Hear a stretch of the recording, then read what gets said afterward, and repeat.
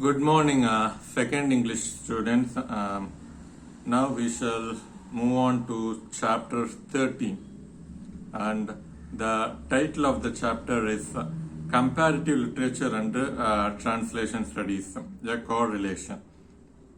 Okay, so now comparative literature and translation studies, and ironically, the definition of comparative literature is not given in our text.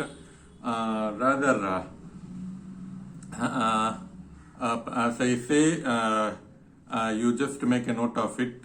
Comparative literature is comparing literature. By the title itself, we can understand that comparative literature is comparing literature.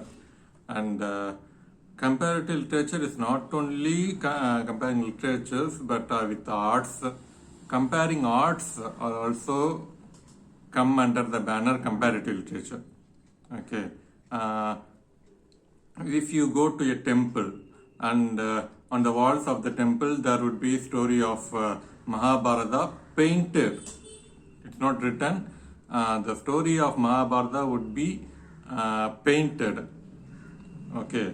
And if you go to Velangani, I do not know the name of the path, and as you go by that way, the life history of Jesus would be sculpted.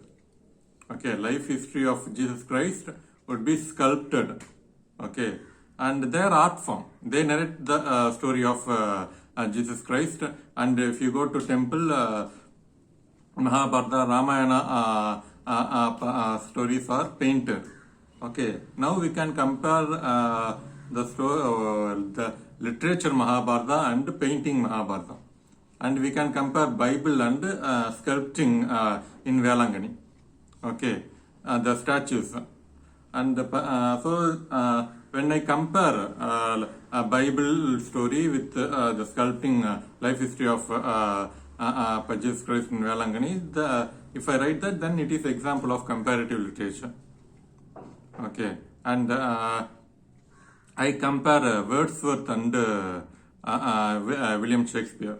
How can they be compared? That was the topic when I was studying PG. I was selected this topic as comparison of William Shakespeare and William Wordsworth.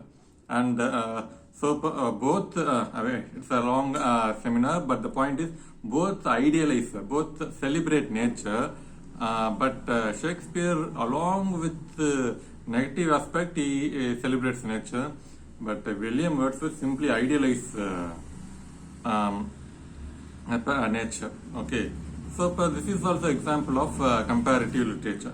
So comparative literature is comparing literature and arts. Comparative literature is comparing literature and arts. And under this topic, translation is the most important topic.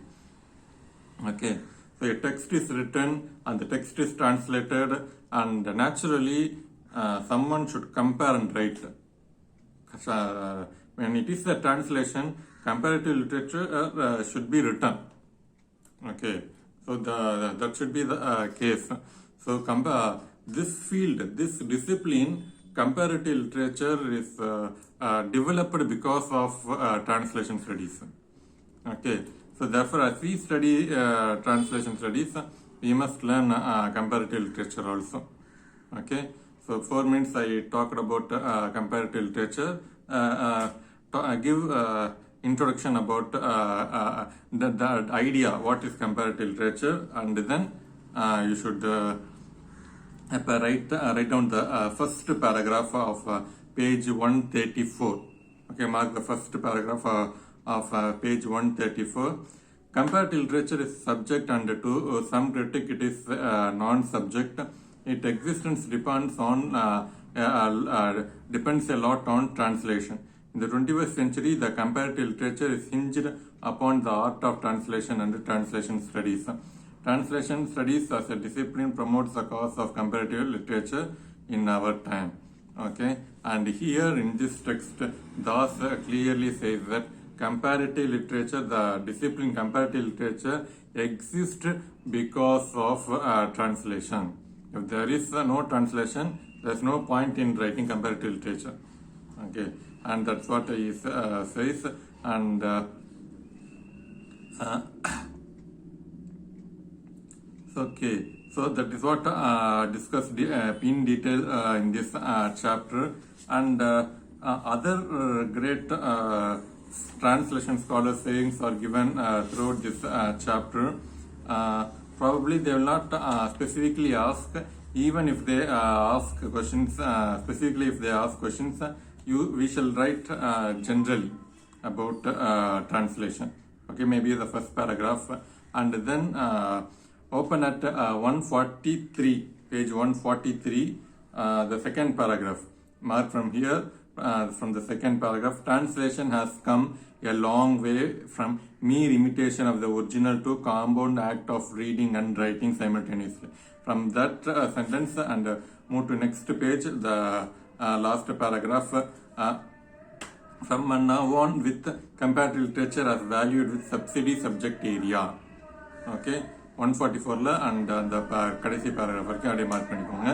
And so throughout the chapter, many scholars definitions are given, and even at university examination, if they ask specifically, it doesn't matter. We shall write generally the first paragraph and the last paragraph of this chapter. Okay, so the translation has come a long way from mere imitation of the original to a compound act of reading and writing simultaneously. Okay, so translation, first of all, is an imitation, and naturally, see, when I imitate, when I do some mimicry of actor of you or some other person, naturally there is a comparison. Okay, and see, I happen to watch the movie Thalaivi, and I feel Arvind Sami exactly imitates MGR, the actor MGR.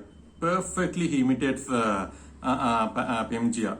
Okay, and of course the voice is a huge difference, and even the pronunciation is also we have difference. But as far as behavior and style is concerned, Arvind Sami exactly imitated MGR. And but in case of Kangana Ranaut, she did not imitate Jayalalitha. Okay, so my sentences are example of comparative literature. Obviously, example of comparative literature. Okay, and translation is also a kind of imitation. When people imitate, and when Arvind Sami imitates MGR, and naturally the comparison automatically comes. Yes, you imitated MGR perfectly. Kangana did not imitate. She not at all imitated Jayalalitha. She acted in her own style. So such kind of comparison are essential one. When translation is done, naturally comparison is also naturally done. And it has emerged as a discipline in the recent years. The use of translation is invaluable in the study of comparative literature in the multilingual and the multicultural context. And now when we take comparative literature, naturally translation is the best field, and we have to compare cultures, language, and the ideas given in the literature. Okay, and as per Tamil language, as per the Tamil culture, how this Tirukural is translated to English, or as per English culture, as per English language, how it is translated into Tamil of Shakespeare's work. And so overall comparative literature is a separate discipline, but translation is also a separate discipline. Please write down this point. Overall comparative literature is a separate discipline, and translation is also a separate discipline. Yet comparative literature, comparative literature's greatest or most important subtopic is translation studies. Okay, so therefore translation studies is greater than comparative literature. And though the statement is not explicitly given by Das, implicitly he says that without translation studies, compare the discipline comparative literature is impossible. Okay, but we have a course called MA Translation Studies, MA Comparative Literature, MA Linguistics. These courses are a separate discipline. Okay, of course, Pondicherry University doesn't offer the course called MA Translation Studies or Linguistics, but MA English Literature comes under the banner comparative literature. More importance is given to comparative literature. Okay, so that is the case, and comparative literature is a separate discipline, but that discipline the huge scope is there for translation studies. Okay, and so Susan Bassnett and Lefevre have emphasized this in the following words. With the development of translation studies as a discipline in its own right, with a methodology that draws on comparistics and cultural history, the time has to come to think again. Translation has been a major shaping force in development of world culture, and no study of comparative literature can take place without regard to translation. So, in the modern context, as per Susan Bassnett and Lefevre, both say that the modern context, we need to study history and we need to compare language, literature and culture, and this could be possible only because of translation. And last paragraph, translation has proven as a major factor for the development of culture all over the world. As a discipline, it attracted the attention of translators and scholars everywhere in the late 20th and early 21st century. It brings a correlation between literature and culture in multilingual and cultural society. And so translation proved to be accepted by everybody, and because of translation, many cultures joined together, many languages joined together. So these points are already said and discussed. And what does Das say here is it is because of translation studies the discipline comparative literature evolved. Okay, that's how B.K. Das say about comparative literature and translation studies. So translation studies is absolutely essential for comparative literature. Hence, the translation highly promotes the cause of comparative literature. This is the reason why Bassnett has suggested that we should look upon translation studies as a principal discipline, and from now on with comparative literature as a value but subsidy a subject area.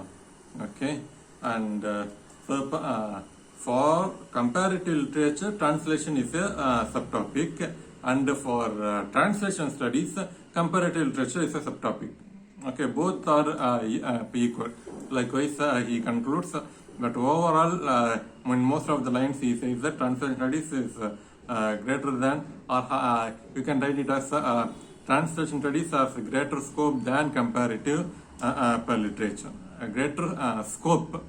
Okay, so we have a discipline called comparative literature. Of course, Pondicherry University doesn't offer the course even for translation studies, and but let's say when I was studying MA in English in Pondicherry University, there was a paper called comparative literature. So in the paper I presented many topics, many seminars. One among that I told you, comparing William Shakespeare and William Wordsworth.